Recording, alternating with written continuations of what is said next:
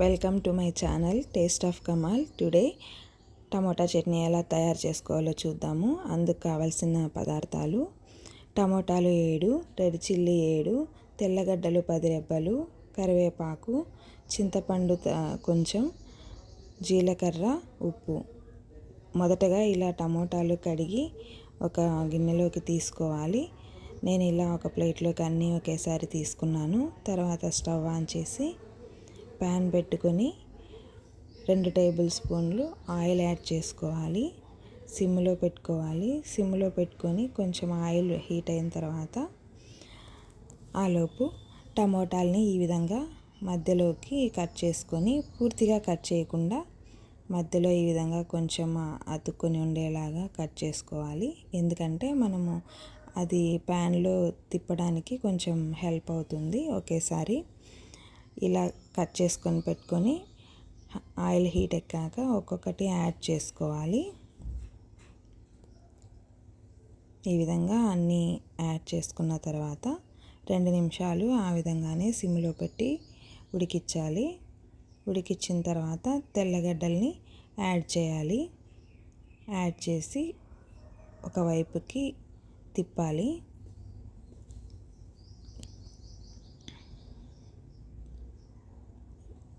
టమోటాలని ఈ విధంగా అతికిచ్చి కట్ చేసుకుంటే టర్న్ చేసేటప్పుడు ఒకేసారి తిరుగుతాయి, కాబట్టి అలా కట్ చేసుకోవాలి.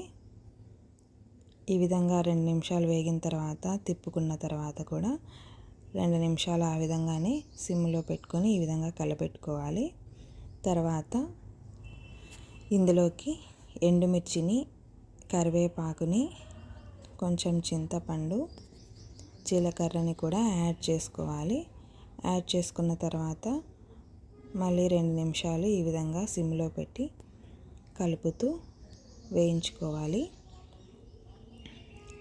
వేయించుకున్న తర్వాత ఇంకోసారి టర్న్ చేసుకోవాలి.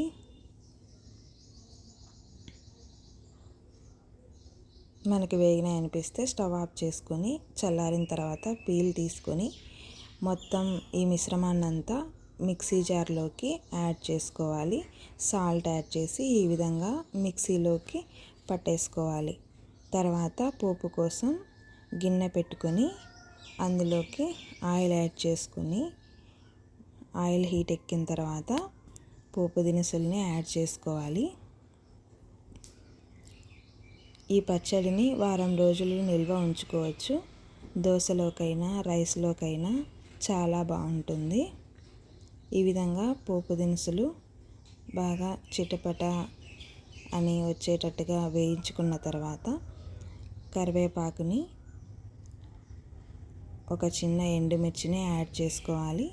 తర్వాత మనం ముందుగా మిక్సీ పట్టుకున్న మిశ్రమాన్నంతా అందులోకి యాడ్ చేసుకోవాలి.